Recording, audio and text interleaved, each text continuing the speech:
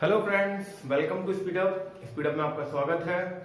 तो सभी को मेरा नमस्कार, सत श्री अकाल, अस्सलाम वालेकुम। कैसे हैं आप लोग?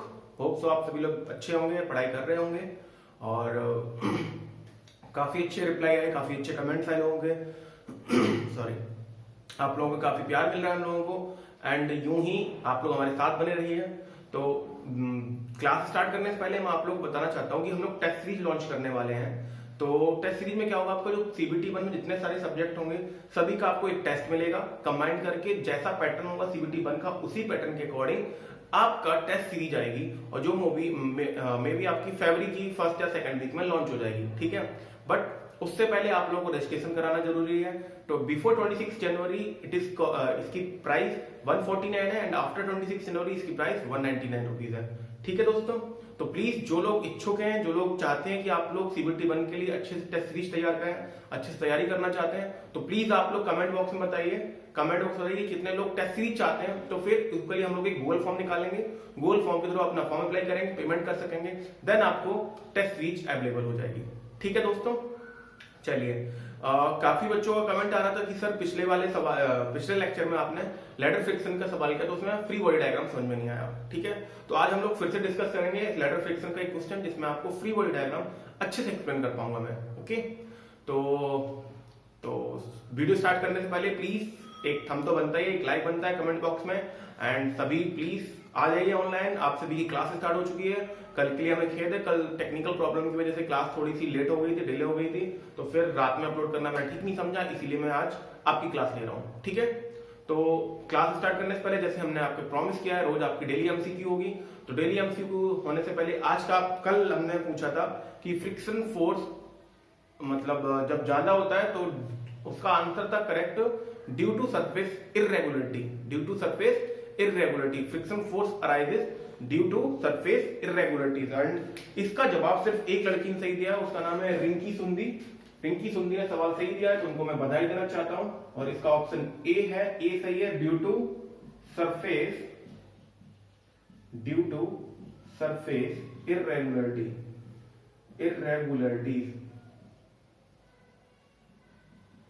ठीक है दोस्तों, यहां तक कोई किसी को प्रॉब्लम तो नहीं होगी। तो प्लीज इनको मैं बधाई देना चाहता हूं और आप सभी लोगों से भी आग्रह करना चाहता हूं कि आप सभी लोग कमेंट बॉक्स में रिप्लाई किया कीजिए, आंसर का सही जवाब दीजिए, क्योंकि इससे क्या होता है ना, जिसको पता नहीं होता है तो वो भी कोशिश करता है कि ऐसे आंसर क्यों आया एंड वो भी कोशिश करेगा आंसर को फाइंड आउट करने की। ठीक है, चलिए तो शुरू करते हैं आज का हम लोग सवाल। तो आज की वीडियो स्टार्ट करने से पहले आज का सवाल मैं आपको देता हूं।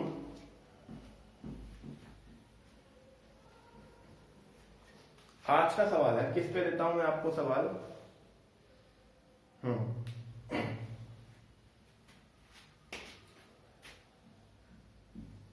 लामी थ्योरम इज एप्लीकेबल फॉर ठीक है, चार ऑप्शन है। पहला आपका कॉनकरेंट कोप्लेनर, फिर आपका दूसरा नॉन कॉनकरेंट कोप्लेनर,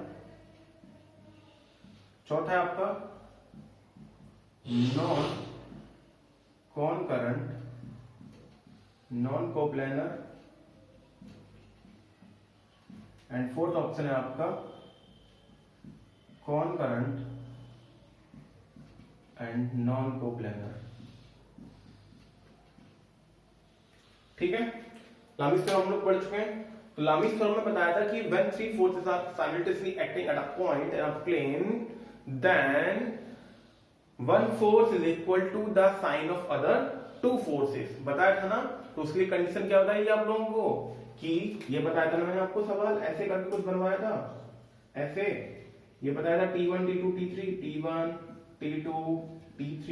तो T1 T2 T3 के लिए मैंने क्या बताया था, क्या होना चाहिए आपका कॉनकरेंट कोप्लेनर फोर्सेस। जी हाँ, बिल्कुल सही जवाब है इसका, कॉनकरेंट कोप्लेनर फोर्सेस। ठीक है दोस्तों, तो प्लीज आज का एमसीक्यू हो गया, हम लोग क्लास स्टार्ट करते हैं। क्लास स्टार्ट करने के लिए आज फिर वही मैंने आपसे बोला है कि कुछ लोगों को प्रॉब्लम थी सर फ्री बॉडी डायग्राम में, तो आज हम लोग लेटर फ्रिक्शन का सबसे पहले सवाल करते हैं। फिर आगे बढ़ते हैं हम लोग लेटर फ्रिक्शन से आगे। चलिए बात करते हैं लेटर फ्रिक्शन का। एक सवाल है, सवाल लिखिए आप लोग। सवाल नहीं लिख रहा हूं मैं, सिर्फ इसकी लैंग्वेज आपको समझा रहा हूं। कुछ इसी प्रकार सवाल ही है, बस इसमें इस बार कुछ चीजों का फेरबदल किया गया है। ठीक है, और फिर इसका यहां क्या बनेगा, फ्री बॉडी डायग्राम। ओके, बात करते हैं सवाल में क्या क्या दिया गया है, देखते हैं। A 8 meter long uniform ladder weighing 500 Newton is resting on a rough horizontal floor. An 8 meter long uniform ladder. कितनी लंबाई है इसकी दोस्तों? जी हाँ, बिल्कुल सही बोला आप लोगों ने, बिल्कुल सही सुना, 8 मीटर। ठीक है, एंड इसका वेट कितना है? 500 न्यूटन। कितना है वेट इसका दोस्तों? 500 न्यूटन। ओके, 500 न्यूटन वेट है। Inclined at an angle theta, theta की वैल्यू दी है 30 डिग्री। फिर कह रहा है a man weighing 750 Newton climbs the ladder. Man का वेट कितना है? 750 न्यूटन। सपोज वो यहां आ गया 750 न्यूटन पे। कितना वेट है उसका? 750 newton. At what position will he induce slipping? At what position वो स्लिपिंग करने वाला होगा, यानी कि लैडर स्लिप करने वाली होगी। ठीक है, एट व्हाट पोजीशन, तो मैंने ये पोजीशन मान ली, इसकी वैल्यू कितनी मानी मैंने? देखो ये माना मैंने x। कितनी मानी? क्योंकि अभी पता नहीं है मैं डिस्टेंस, तो मैंने इसको क्या मान लिया? x। कोई प्रॉब्लम किसी को? नहीं, x। ठीक है। The coefficient of friction between the ladder on the wall, तो लैडर एंड द वॉल के बीच फ्रिक्शन कितना है? यहां पे फ्रिक्शन कितना है? म्यू डब्ल्यू की वैल्यू दी है उन्होंने 0.3। कितनी दी है दोस्तों? 0.3। And the friction between ladder and floor, इसकी वैल्यू दी है उन्होंने म्यू एफ की वैल्यू 0.2। ठीक है, कोई परेशानी नहीं, बिल्कुल आसान सवाल है। हम लोग देखते हैं क्या है इसका जवाब, कैसे करना होता है। देखिए मैंने आपको बताया था कि हम इसको पॉइंट मान रहे हैं ए, इसको मान रहे हो आपको बी पॉइंट। ठीक है, अब जब ये आदमी इस पे चढ़ रहा होगा, ये आदमी इस पे चढ़ रहा होगा, ये लेटर कुछ ना कुछ स्लिप करेगी। स्लिप करेगी यानी कि दीवार से नीचे की तरफ आएगी, ऊपर की तरफ तो नहीं चली जाएगी लेटर, यानी कि दीवार से नीचे की तरफ आएगी यूं, और यहां से कुछ आगे बढ़ेगी। ठीक है, तो जब ये नीचे आएगी इस तरफ, नीचे आएगी इस तरफ, ये आई इस तरफ, फ्रिक्शन फोर्स किस तरफ लगेगा? अपोजिट डायरेक्शन में। फ्रिक्शन फोर्स किस तरफ लगेगा? अपोजिट डायरेक्शन में। ठीक है, तो फ्रिक्शन फोर्स क्या हो जाएगा अभी बताते हैं। एक रिएक्शन आएगी पहले तो इन दोनों के बीच में, रिएक्शन की वैल्यू कितनी होगी? Na, एंड फ्रिक्शन फोर्स क्या हो जाएगा? इसी रिएक्शन के बराबर म्यू आर, यानी कि म्यू आर। ठीक है, फ्रिक्शन फोर्स क्या होता है? म्यू आर, यानी कि म्यू डब्ल्यू इंटू Na। यहां की बात खत्म हो गई, यानी कि ये सीधी नीचे आने वाली होगी, फ्रिक्शन फोर्स अपोजिट डायरेक्शन में लगेगा। ठीक है, वेलोसिटी क्या होगी इसकी? नीचे की तरफ। अब ये जब नीचे आ रही होगी, ये किधर जाएगी? इधर, इधर तो नहीं आएगी ना सीढ़ी, उधर ही जाएगी, यानी इस तरफ जाने वाली होगी सीढ़ी। अब सीढ़ी इस तरफ जाने वाली, फ्रिक्शन फोर्स किस तरफ आएगा? इधर, अंदर की तरफ। फ्रिक्शन फोर्स आपका आएगा इधर, यानी कि मान लिया मैंने म्यू एफ एन बी। कोई दिक्कत? और रिएक्शन क्या होगी? N B. सरफेस कांटेक्ट है, मैंने आपको बताया न्यूटन का थर्ड लॉ, एन बी। कोई परेशानी किसी को? नहीं, ठीक है। वेट कितना है इसका? 500 न्यूटन। 500 न्यूटन कहां पे लग रहा है? सेंटर पे, यानी कि हाफ पे इसकी सीधी पे 500 न्यूटन। डिस्टेंस कितनी है दोस्तों इसकी? जी हाँ, बिल्कुल सही बोला आप लोगों ने, क्योंकि जब ये 8 है तो ये कितनी हो जाएगी? 4 मीटर। जी हाँ, 4 मीटर। फिर ये सपोज मैंने यहां पे डिस्टेंस मानी थी 750 न्यूटन पे, कि स्लिप करने वाला है, स्लिप करने वाला, तो इसकी डिस्टेंस मैंने कितनी मानी थी आपको? x metre. कितनी मानी है? x metre. ठीक है, यहां तो कोई दिक्कत नहीं। चलिए, फ्री बॉडी डायग्राम है, तो सिंपल समझ में आ गया होगा। फ्री बॉडी डायग्राम सॉल्व कर लो इसको। सबसे पहले क्या लिखेंगे हम लोग? Horizontal force sigma Fx equal to 0, यानी Na minus mu F N B, Na minus mu F N B equal to 0। यही तो बन रही है भाई साहब, Na minus mu F N B. तो म्यू एफ की वैल्यू कितनी है? 0.2। Na minus 0.2 N B equal to 0। पहली इक्वेशन बन गई, कोई दिक्कत नहीं। सिग्मा एफ वाई कर दो। सिग्मा एफ वाई में क्या होगा, एनबी और म्यू डब्ल्यू एन ए एक तरफ और 750 प्लस 50 एक तरफ, mu W N A plus NB, mu W N A plus NB equals to 750 plus 50 कितने हो गए, 1250, 1250।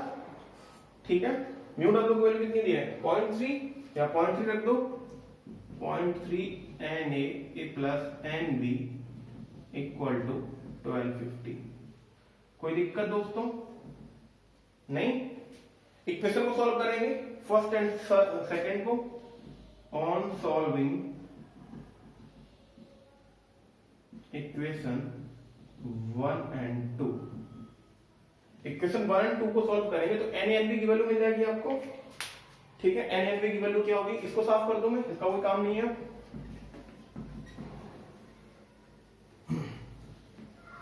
चलिए, N A equals to N B equals to, तो इनको जब सॉल्व करोगे आप लोग, थोड़ा कैलकुलेशन है आप लोग कर लेना। ठीक है, या कर लो, N equal to 0.2 N B है, 0.2 एन बी रख दो यहाँ पे, तो ये कितना हो जाएगा, ये हो जाएगा आपका 0.6 एन, 0.06 एन बी, 0.2 की मल्टीप्लाई करोगे यहाँ पे क्या हो जाएगा 0.06 एन बी, यानी कि 0.06 N B plus N B equal to 1250, तो ये हो जाएगा 1.06 एन बी इक्वल टू 1250।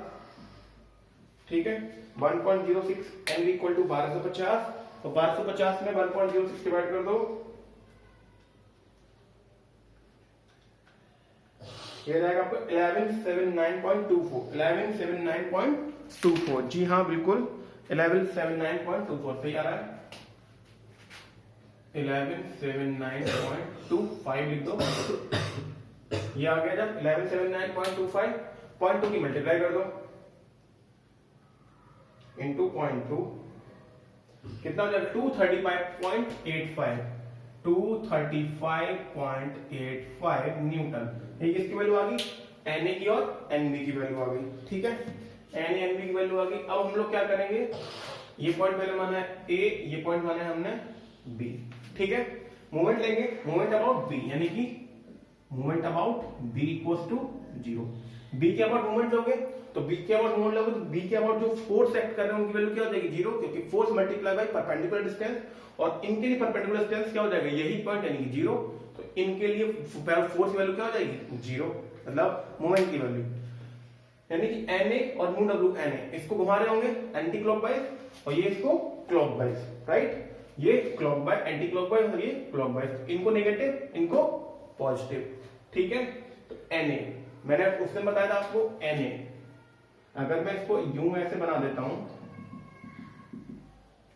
ठीक है, एन ए के लिए अगर ये 30 डिग्री है तो ये क्या हो जाएगा आधार, ये लंब, ये क्या हो जाएगा कर्ण।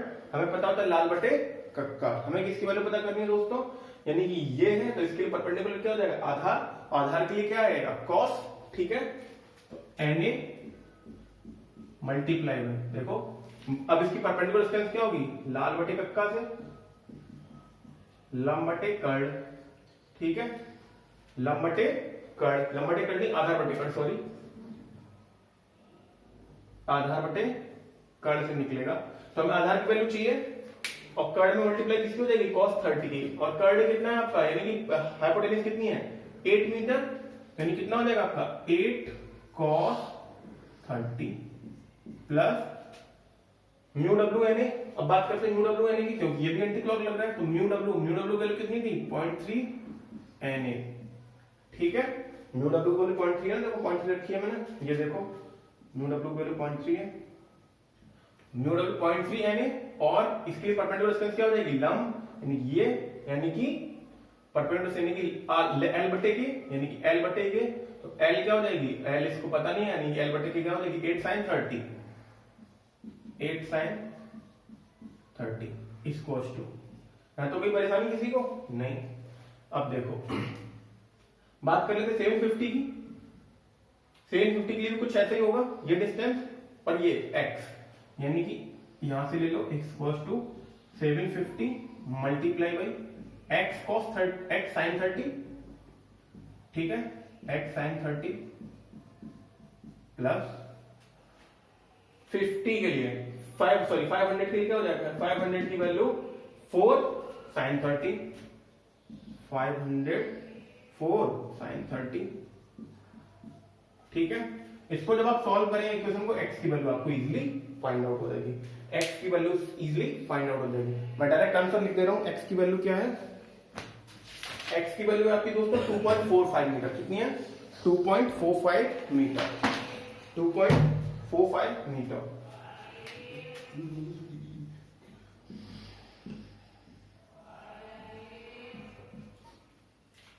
मीटर, ठीक है, नोट डाउन कर लीजिए। अगला आगे बढ़ते हैं हम लोग, आगे बात करते हैं। इतना नोट डाउन कर लिया आप लोगों ने, चलिए साफ कर दो मैं इसको, ठीक है, इधर से कर देता हूं, नहीं तो आप लोग कहोगे वही लिखा है भी वही साफ कर रहे हो।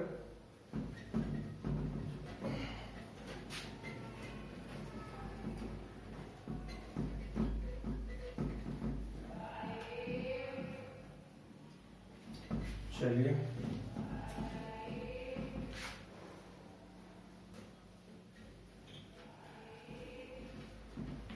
ठीक है, तो हम लोग एप्लीकेशन ऑफ फ्रिक्शन पढ़ रहे थे। मैंने सबसे पहले क्या पढ़ा था, स्क्रू जैक, उस दिन हमारे स्क्रू जैक के सवाल हो गए थे। आज हम लोग पढ़ेंगे स्क्रू जैक के बाद बेल्ट फ्रिक्शन। क्या पढ़ेंगे, बेल्ट फ्रिक्शन।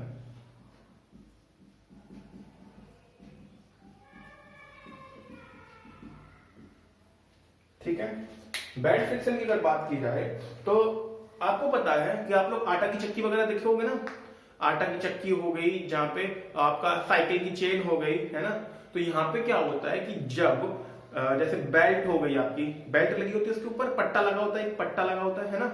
बेल्ट हो गई आपके, ड्रम रोटेट करते हैं, ड्रम से आप पावर ट्रांसफर करते हो, ड्रम हो गई, बेल्ट हो गई, चेन हो गई। तो जब ये एक दूसरे एक किसी पुली के ऊपर रोटेट करते हैं तो फ्रिक्शन फोर्स ऑलवेज इसके मोशन को अपोज करता है, फ्रिक्शन फोर्स ऑलवेज इसके मोशन को अपोज करता है। बात समझ में आ रही है क्या कहना चाह रहा हूं।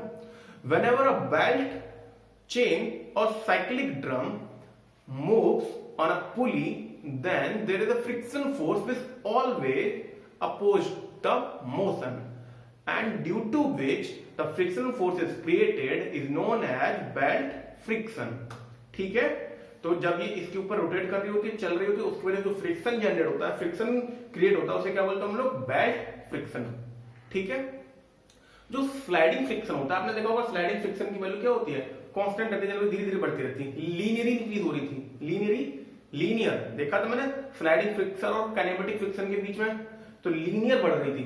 बट इसमें क्या होता है, जो बेल्ट फ्रिक्शन की वैल्यू होती है वो लीनियर नहीं बढ़ती, वो बढ़ती है एक्सपोनेंशियली। कैसे बढ़ती है दोस्तों, एक्सपोनेंशियली बढ़ती है। आज हम लोग देखेंगे कि इसका डेरिवेशन नहीं कर रहे हैं हम लोग, सिर्फ और सिर्फ बताएंगे कि बेल्ट फ्रिक्शन क्या होता है, उसकी वैल्यू कैसे एक्सपोनेंशियली बढ़ती है। ठीक है, चलिए बात करते हैं हम लोग बेल्ट फ्रिक्शन, थोड़ा सा लिख लेते हैं हम लोग बेल्ट फ्रिक्शन होता क्या है। Whenever a flexible member,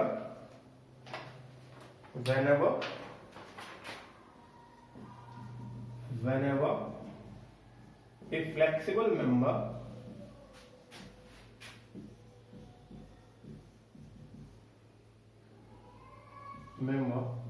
like string समझते हो, तार, rope, chain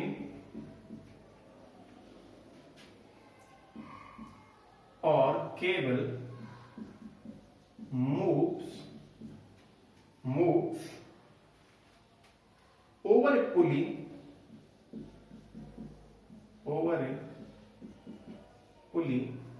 frictional force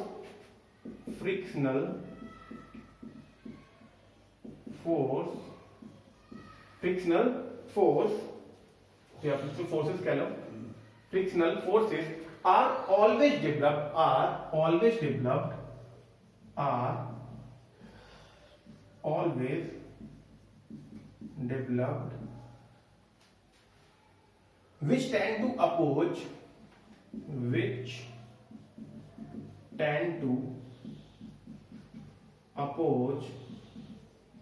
which tend to oppose the relative motion, oppose the relative motion, ठीक है. The frictional force is termed as the frictional force is termed as, क्या बोलते हैं, belt friction. क्या बोलेंगे इसे दोस्तों, बेल्ट फ्रिक्शन. जी हाँ, बेल्ट फ्रिक्शन, ठीक है, belt friction.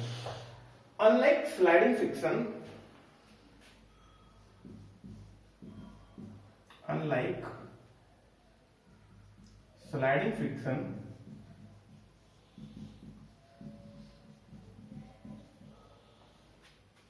the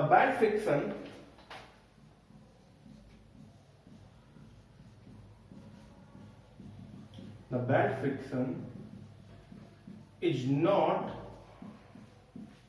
found to be constant, but to vary exponentially,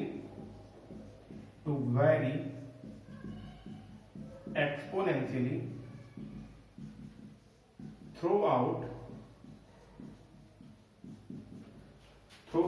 over the length.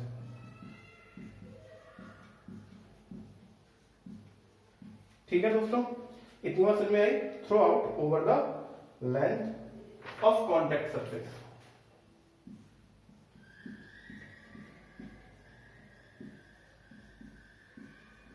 ठीक है, throughout over the length of contact surface. तो जो एक पॉइंट मैंने बताया, क्या बताया मैंने, कि इट इज वेरी एक्सपोनेंशियली. तो इस चीज का याद रखना हमेशा कि बेल्ट फ्रिक्शन कभी भी कांस्टेंट नहीं रहता, ये हमेशा एक्सपोनेंशियली वेरी करता है. ऐसा सवाल आया हुआ है एक बार, तो प्लीज इस बात को अंडरलाइन कर लेना. कैसे वेरी करता है ये, एक्सपोनेंशियली. ठीक है, कोई दिक्कत किसी को, कोई परेशानी नहीं. चलिए, तो क्या होता है अगर बेल्ट ड्राइव की बात करते हैं, तो बेल्ट ड्राइव टू टाइप की होती है. एक होती है ओपन बेल्ट ड्राइव और एक होती है क्लोज बेल्ट ड्राइव. क्या बोलते हैं हम लोग, ओपन बेल्ट ड्राइव और क्लोज बेल्ट ड्राइव. ठीक है, तो इसको लिख लो आप लोग.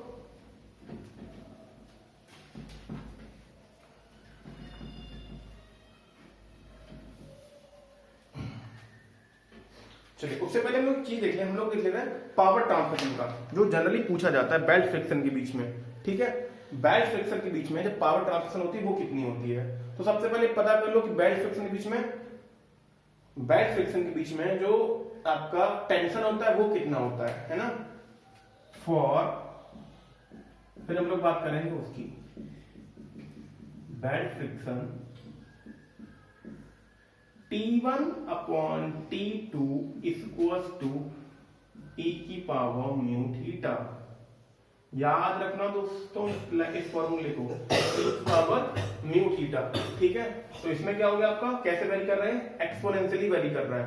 ठीक है, अगर पावर की बात की जाए तो पावर क्या हो जाएगा, पावर हो जाती है T1 minus T2 into V. T1 minus T2 into V. ठीक है, अभी एक्चुअली क्या है, open belt drive, close belt drive थोड़ा सा बड़ा है, तो मैं उसको आज डिस्कस नहीं करूंगा.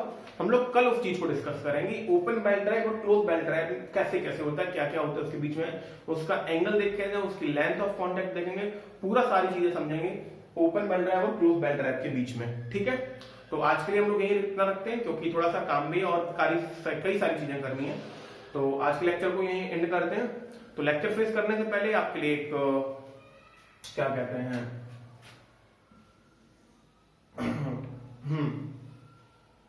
आपके लिए एक एमसीक्यू. ठीक है, एक एमसीक्यू लिखते हैं आपको. Open belt drive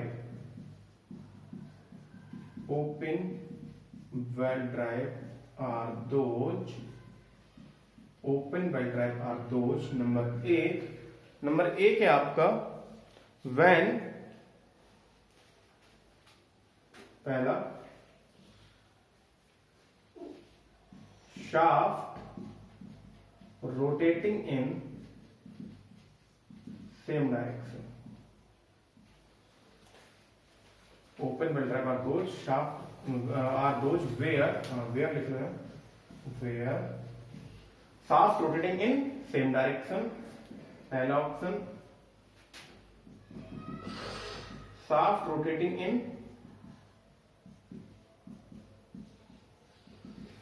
opposite direction. तीसरा लिख लो, शाफ्ट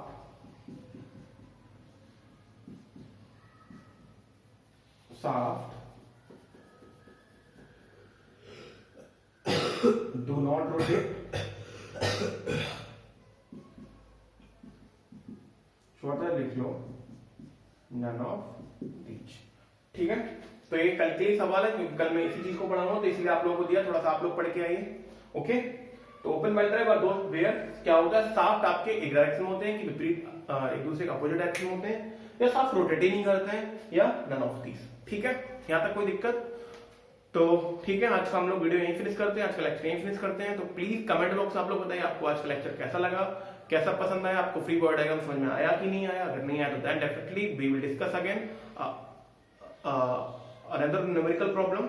ओके, तो जो लोग इस वीडियो को फर्स्ट टाइम देख रहे हैं तो प्लीज हमारे वीडियो को लाइक कीजिए, चैनल को सब्सक्राइब कीजिए, और जिन्होंने अभी तक क्या कहते हैं प्लेलिस्ट में जाके अगर और वीडियो नहीं देखी तो प्लेलिस्ट में जाके हम लोग वीडियोस देखिए, जिसमें आपको ऑलरेडी कई सारी वीडियो मिल जाएंगी। ठीक है दोस्तों, प्लीज ज्यादा से ज्यादा लाइक कीजिए, चैनल को सब्सक्राइब कीजिए। मिलते हैं हम लोग फिर से कल नए लेक्चर के साथ, नए वीडियो के साथ, नए कंटेंट के साथ, एंड उसके आगे पढ़ते हैं हम लोग फ्रिक्शन के आगे। ठीक है, कोई दिक्कत नहीं? चलिए फिर ख्याल रखिए आप लोग। Thank you so much, bye bye, take care, good night, सब बाकी।